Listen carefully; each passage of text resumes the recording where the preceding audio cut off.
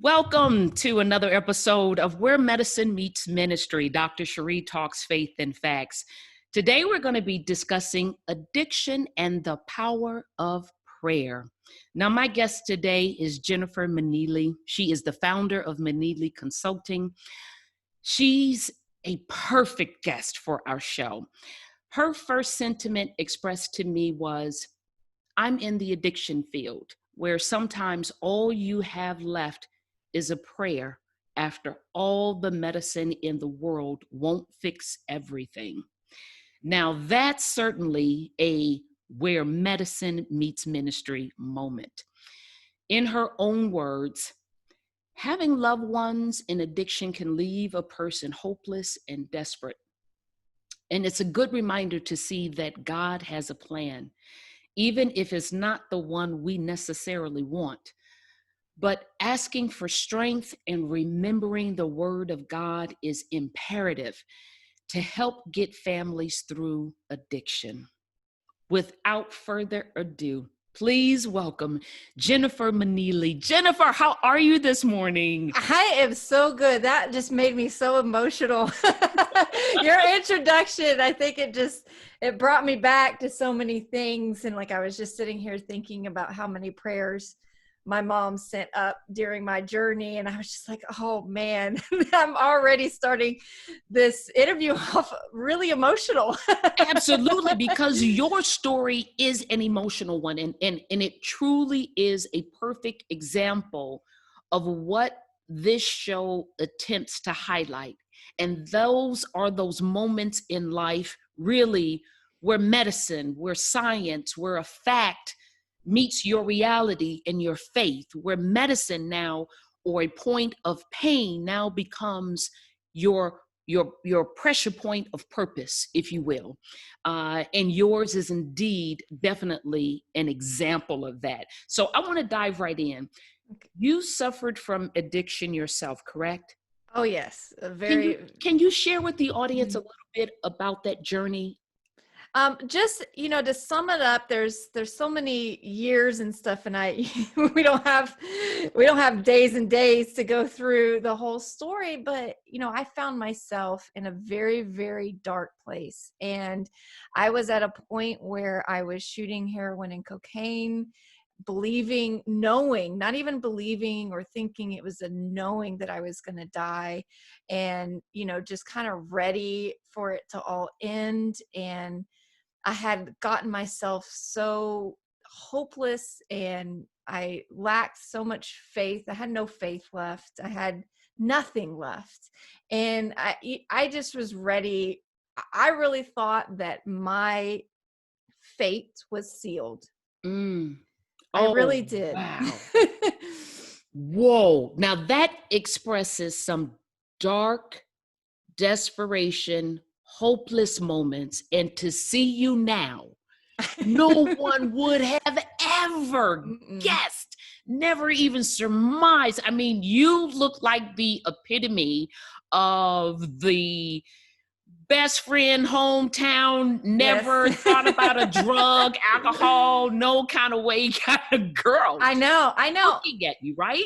And I'm so healthy today. I really am. And I take care of myself. I'm happy. And, I've done amazing things in my journey since I have, gotten clean and, had my recovery journey. And most people don't know me as that person that was completely desperate and completely faithless and just thinking that she was going to die any day. Most people don't see that side of me. They only see me, and they make a lot of assumptions that I couldn't have possibly have gone through something like that. Wow. Now, you once shared that you and your mom had Mm-hmm. such a powerful experience together. What was that all about? It was so interesting. So I remember the last day using, when I really thought that, it was the day that somehow I said to myself, oh my God, because I was in such denial about my using. I thought I could quit anytime. I thought, even though I knew I was going to die, the day that I realized that my fate was sealed and that I was going to actually die, that was the day I think that my God, my higher power, decided that, okay, you've had enough. And my mom, actually, it's just a very interesting story. And things got set up in such a way and I can look back on it now and see that there was, I mean, our whole lives are set up like this, but there's no denying that the previous 3 weeks and the events that were happening, like my cell phone being cut off, my home phone being cut off in just the exact time, my mom visiting, I was not living with my mom. She was visiting in town and somehow just knew that she needed to come find me. Wow. And she was just being led for 24 hours of just, this is what we're going to do. In the same 24 hours where I just knew that I had no life left in me. And there's like a whole sequence of events that happened, but this is all I can say to sum it up, is there was a huge divine intervention that happened in the story, that we were both being led to the exact right spot at the exact right moment, where exactly we needed to, with the events that were happening, that were getting set off, and triggers that could not have been anything other than God. It just couldn't have been. Wow. So see, my Yeah. next question was going to be, how did that impact you and your choices? But you summed it up very well. That was a divine moment where all of those dominoes lined up right at that exact moment for you to get the help and for you to fully surrender Yes. to the power that God wanted to work through you, in you, and for you. That is incredible. Okay, I have tons of questions because this is going to help not only tease out some of the most crucial moments that you went through, but it's also going to give individuals somewhat of a roadmap. And then it's also going to open up how you can help them now that they can at least visualize some form of deliverance because of your example. Now they can utilize your help to help them go down that journey because it's something that you've already experienced. So, Absolutely. excuse me if I'm bombarding you with a bunch of questions, but your story. Please bring it on. Bring it on. So now I've heard you state that people, um, people in addiction can do some horrible things. Yes. But they are not their poor decisions, and they can be forgiven. Yes. For them all. That's a Where big, where does that statement come from? it comes one from me, because, not only have I seen myself do things that were very much against the way that I was raised and what I believed. I found myself stealing and robbing and hurting people and doing all these things in my addiction. And that is just not me. Those are things that I did. And I had to, at some point throughout my recovery journey, forgive myself and really kind of hone in on the fact that that is not the person that I really am. And that's not the person that God, desires me to be. And I have to let that baggage go so that I can move from it. And a lot of people in recovery struggle with that because they've done some horrible things. But they're just horrible things that they've done. It's not who they are as people. And I think it's important that not only do I have forgiveness in my heart, especially when someone is truly wants Sorrowful. to change their lives. Yeah. I want to have forgiveness in my heart, and not only for me, but for them too, because that's an important thing. And a lot of people get hurt along the way. And I think it's just as important that the families can forgive the people as well for some of the things that they've done. And I know that people, they will hold on to that hurt and pain for years and years after the person has been in recovery, changed their life, showed up, and they still hold on to that pain and that hurt and that mistrust. And I think that it poisons us. It poisons our soul. It really does, Jennifer, because it's a true and real example of how hurting people hurt people.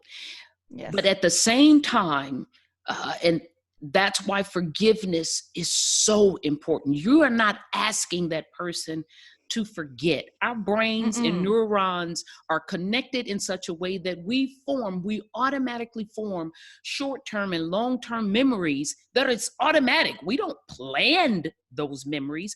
Our brains were Mm-mm. designed. So we're not asking you to forget, but allow me to go through my journey, allow me to pour out, allow me to ask for forgiveness, allow me to lay prostrate before you saying, I'm sorry, I've done wrong, but I'm doing better. Because when individuals don't allow you to change, to improve, to better yourselves and attempt to bring you back or remind you of a place where you once were, you're not there anymore. That's just like someone talking to me, trying to teach me basic arithmetic, 2 plus 2. And here I am as a physician with 20 initials behind my name. You're trying to bring me back to a place of elementary school, right? And I'm now so much further beyond that. So Yeah. recognize my growth and allow me to continue to grow, because if you pull me back to that place, then at some point you have to separate yourself from that Yeah. person, right? Because you can't continue to grow constantly feeling condemned. And that's the Mm-hmm. beautiful part about when a divine intervention takes place, because the things that a person may have done that were very hurtful are really opportunities to convict you, to get you Yes. to say, out of conviction, I did this was wrong. So now those principles that you were taught, that you were learned, those had a greater influence because I'm convicted by my behavior. But at no time, no amount of wrong that we have done does God want us to feel condemned. And so when you're Mm-mm. surrounded by people who are condemned, it's hard to come out from condemnation. It But when you are is. convicted by your values and change, then you can do a turnaround. But condemnation is too heavy to live It up is. under. It is. 2 weeks ago, and I'll just give you an example of this. I was talking to someone whose grandfather just passed away, and he passed away with 50 years sober. 50 years sober. And she said that she thought her grandmother could never see him as anything other than the alcoholic. 50 years. And 50 years. She could never get past him as an alcoholic. whoa, And I that's was heavy. like, wow. And what I said was, how sad for her. Very. How Yeah. sad for her that she could never see past anything other than him being an alcoholic after 50 50 years. years. Wow. Yeah. So how do you help family members support their loved one in addiction?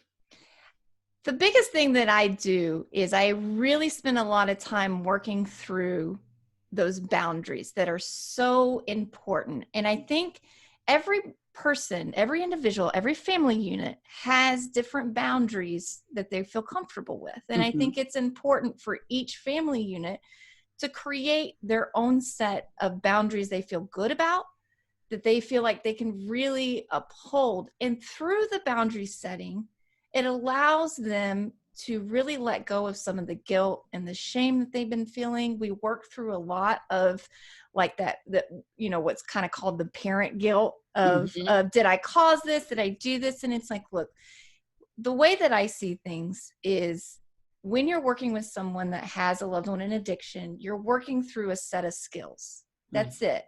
We're not working through emotions or guilt or shame or any of those other feelings that really kind of cover us up, that does not bring our best selves to the table. Because when we're going through something like this, we have to be the best versions of ourselves, what God really wanted us to be, and the person, and to show up in that way and have a clear understanding of what is God's intentions for us. We don't have to make ourselves suffer for someone else either, just because they're going through something terrible, like Wow. we don't have to suffer, Correct. but it doesn't mean that there aren't some emotions and painful moments, but we don't have to give our lives up. And you have to be the best version of you to come and deal with something that's so painful and can cause so much hurt? And how do you stay away from getting yourself hurt repeatedly? And a lot of that is through boundaries. Wow. I Yeah. love that. So you really are working and focusing on helping individuals really with skill sets. And Yes. and I love the way you said, not necessarily addressing the emotions, not discounting them, but really the way to battle and to properly deal with your addiction. Let's offer you the skill sets that's going to allow you, with Mhm. those building blocks, that's going to allow you to break free and move forward. Yes. I mean, you just need tools and resources. You don't need to hold on to pain, guilt, suffering, anger, all of that stuff. You just need sets of tools. That's Correct. it. Wow. So tell me, how does how can divine intervention bring you through an addiction? Well, so here's the interesting thing, because I think, we're talking about where medicine meets ministry. Yes. And I work a lot through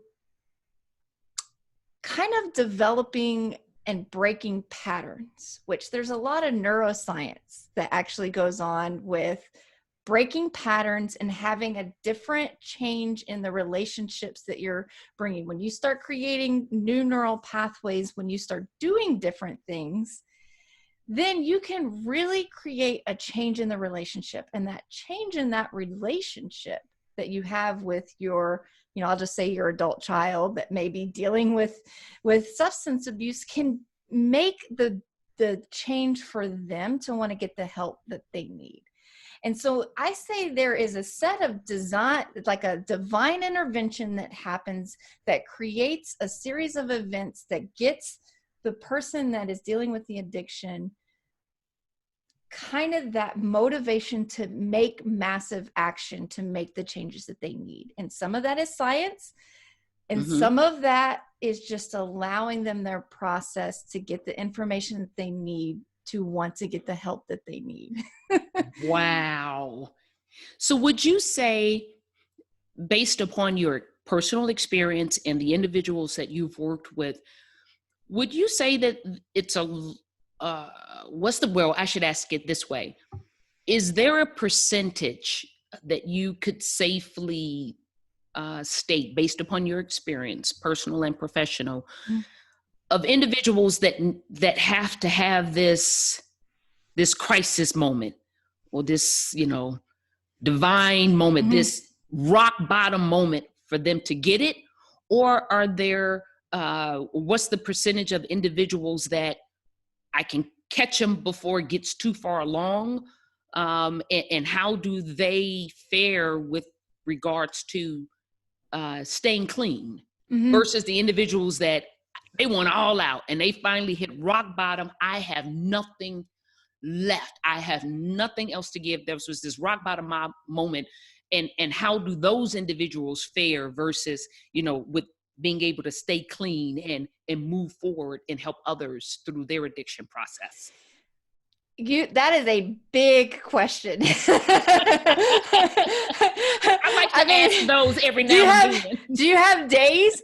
So here's the thing, and I'm going to put this back on humanity a little bit instead of addiction, and to make this make sense. So this is what I've seen, and I continue to see, is that 100% of people need to have a point of desperation to make change. That's not addiction, that's humanity. So Correct. when we think about any time that we've made changes in our life, it came to and from a point of desperation.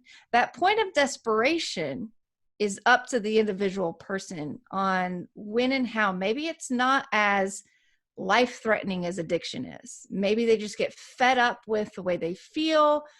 I got off sugar a long time, like over a year ago, because I was just tired. I got to a point of desperation. I could see the impacts. I could see that.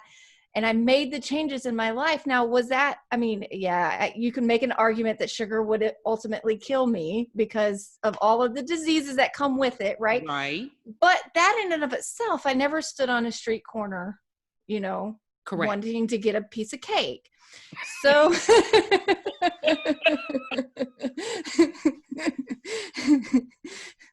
you know, Perfect example. but I think in the most humanity, and as human beings, we have to find our places of desperation to make the changes. Correct. And that goes for people in addiction. Unfortunately, the consequences of the addiction, it's like you have to have just a little bit more desperation than a little bit more of the desire to use. That's when it changes. I see. You have to. So when people don't want to change and quit drugs, it's because the drugs are still mostly working for them, even though their lives are completely miserable. But their feeling about the drugs are quite like, there were so many times when I was still shooting heroin and cocaine that I was in very dark places, but I was still not ready to make that flip. I was still not ready to make that change. And we were doing some crazy things. It's like Wow. how I was losing everything left to right. I lost my job. We were getting ready to get kicked out of the apartment. Like everything was crumbling all around us. And yet the drugs were still a little bit more. Like, Mm-hmm. and it wasn't until the desperation got a little bit higher and my willingness to make those changes was just a little bit higher than my willingness to want to continue using drugs. Because at the end of the day, drugs feel really good. Like really good. He said, let's just keep it real. Let's just keep it. But it's like, imagine finding something, and whether it's like real or not, even if it's a false sense of taking every single physical, mental, emotional pain away from you. Absolutely. Wouldn't you want to keep doing Absolutely. that? Absolutely. And that's so important because it sounds like there's that tip in the scale, if you will. It's Yes. that tip in the scale. And as long as it's still teetering, like you said, it's not enough to tip me over. I mean, when you think about individuals, and we talk about addiction and people immediately go to, they think drugs, but there's sex addiction, Mm-hmm. porn addiction. I mean, there's so many different addictions. Food addiction. Food addictions. Yeah. Sometimes it's money addiction, just that Mhm. constant strive, having more, never spending enough, just having more. And so there are various different things that can drive you or that become the source of what you seek moment to moment, minute to minute, day to day, right? You driving and you're always pushing for that dollar, or for if things are not happy in the home, you're seeking for other things outside the home, affairs and different things. And so people can be real easy to say, oh, that would never be me.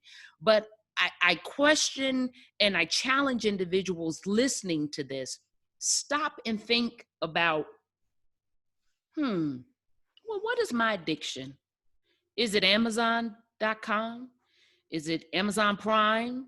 Is it JTV? Is it porn? Is it, let me file for every type of financial loan and finagle and try to get away without paying it back? I mean, just stop and think about yourself. Maybe you're addicted to going to the pool every day. Maybe that's a good thing for you. But I think if everybody stops and think, there is a vice that when that temptation is there, and some of us are facing it on a regular because things aren't cool in our lives right now, and that thing provides us an escape. Oh yeah. And so if you view that, stop and ask yourself, wait a minute, so what could be my addiction right now? And is this something that ultimately is causing me harm because it's causing me not to be present with others? Maybe it's shopping, but you can't even get together or check in on a friend or family member because you're too busy clicking through. That's just what you do, Oh yeah. Yeah. And so in those things, they affect your life and they have an ability to destroy relationships. Oh yeah, they do. And when they are destroyed, it's something about when you're dealing with other personalities. Like we said before, there are some people, that forgiveness thing, even though they could say it, they can quote the quotes, yeah, forgiveness is like, me me taking a poison and expecting you to die. Or, I know that forgiveness is for me, it's giving me back the power. They can say it, but doing it? Yeah, and really embodying it, like you have to embody forgiveness. You can't say words. It's not, hey, I forgive you. You know, there's an energy in forgiveness. And some people are like, I forgive you, but they're still holding on to the anger, they're still holding on to the pain, they're still holding. Well, that's not forgiveness. No, it is not. You have to embody that forgiveness. Correct. And that's some work. That is work. That's some personal journey. And this is where it's so valuable to have sometimes people to help guide others to say and point out, like, hey, are you really sure that you've like really forgiven? Because you're still angry. Like you're still pretty hurt and angry. So like, let's really work through, how can we, really actually show up as that forgiving this person for these things. Awesome. And so that would mean to me that for you, in working with families, so I'm imagining that there are certain approaches that you do that coincide with each other. The person who is recovering from the addiction and their family members, close loved ones. But is there a time when there's kind of a split in the types of skills that you're teaching them to adjust and to move on? Because for the family member, I'm suspecting that they're thinking and viewing it as a lot of things that were insulted upon them, afflicted upon them. You hurt me, you stole from me, you were supposed to be there for me. Whereas the individual who is recovering from addiction may be carrying on a lot of guilt of what they've done, in addition to the pain that may have driven them to begin to use in the first place. So, they have pain coming from both sides that they need the right skill sets to be able to deal with. But I suspect that when you're dealing with families, it's probably very important for them to spend time with you and with individuals like you so that they can fully learn how to forgive.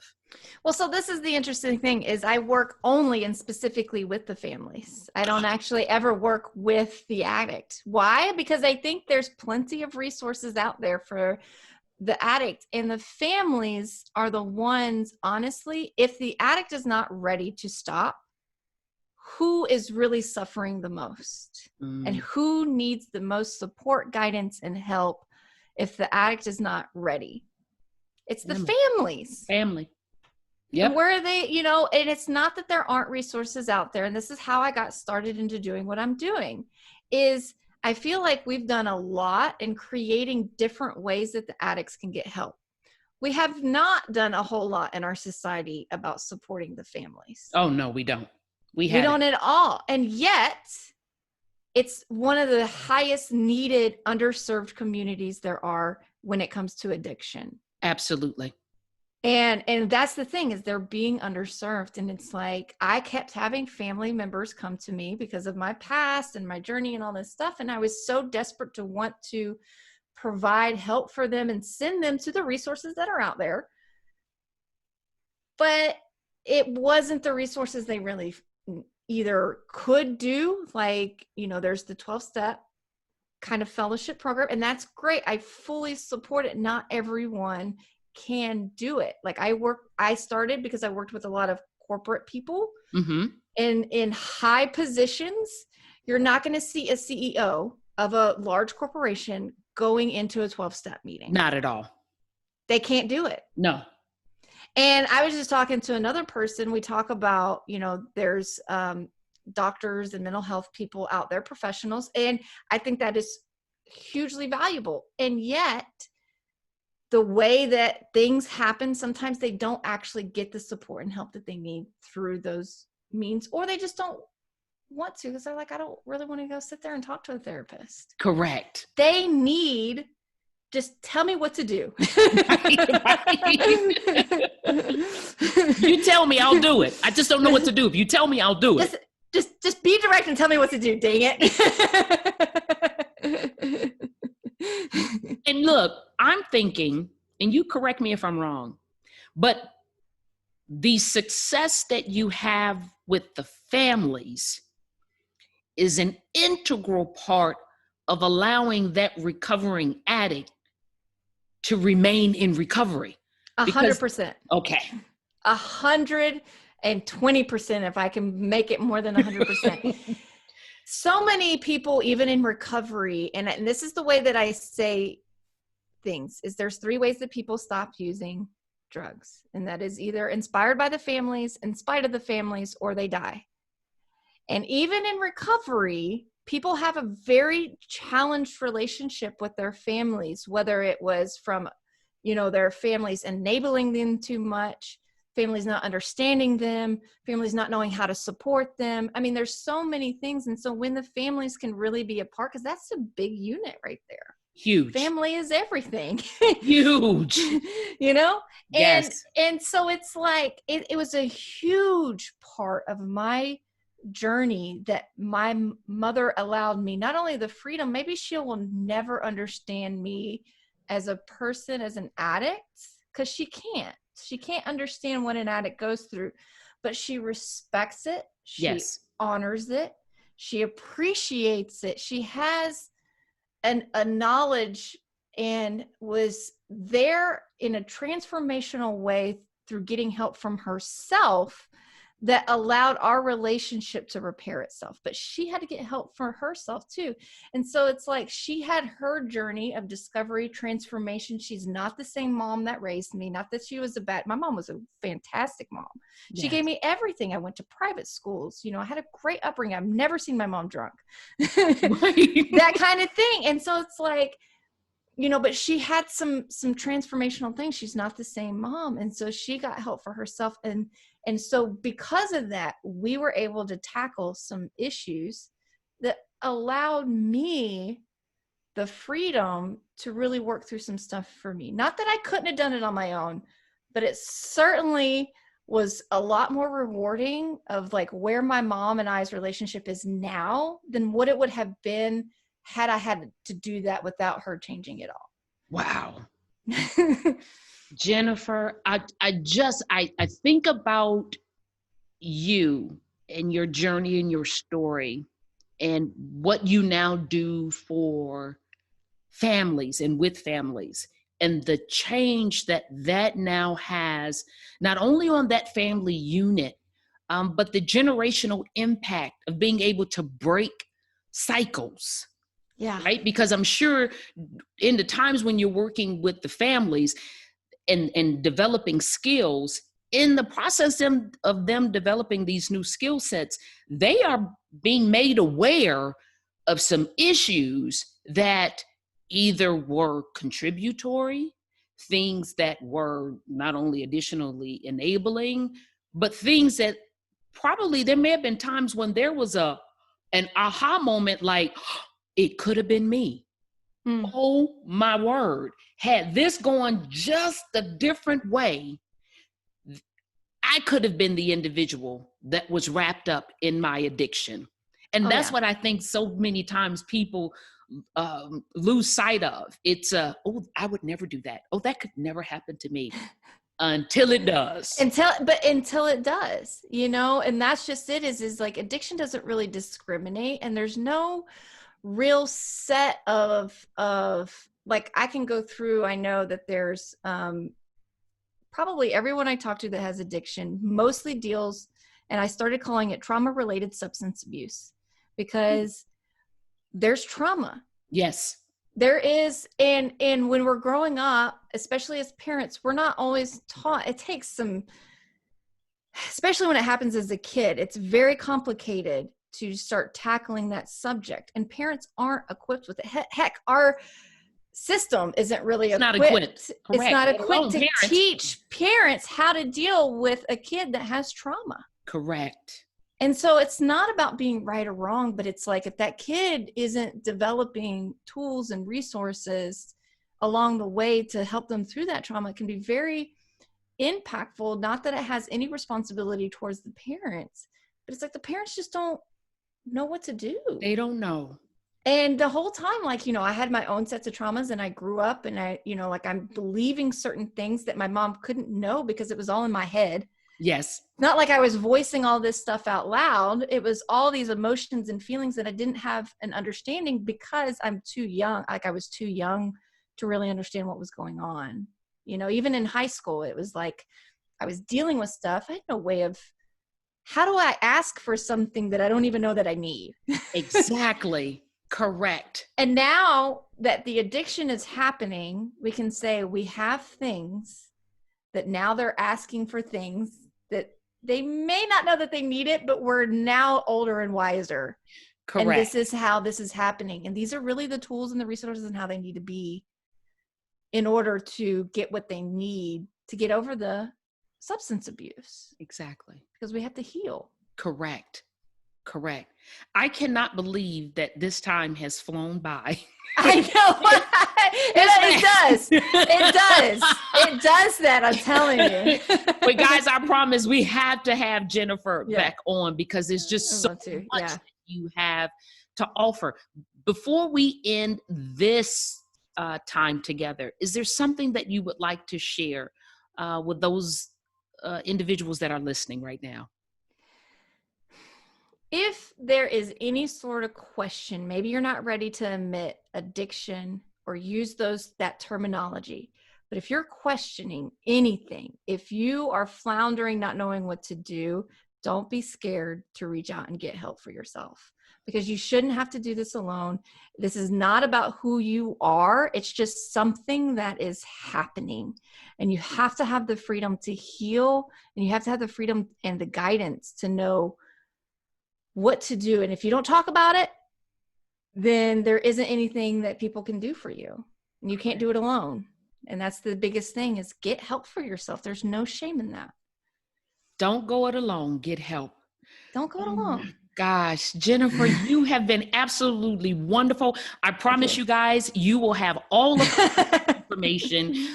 Those of you that are dealing with addiction, family members, you need support, you need help, you need the skill set, you need to understand that balance of, well, what do I do now? I don't think that they're ready to quit, but I need some help so that I don't get swallowed up in this process, and so that I can be strong and built up when they're ready.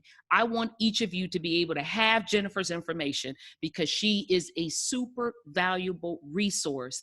And I promise you, in the show notes and on the website, you will have all of her information. And I promise you, she will be coming back. I will get on her busy schedule, and I will have her back. Thank you. I would love to come back. This was great.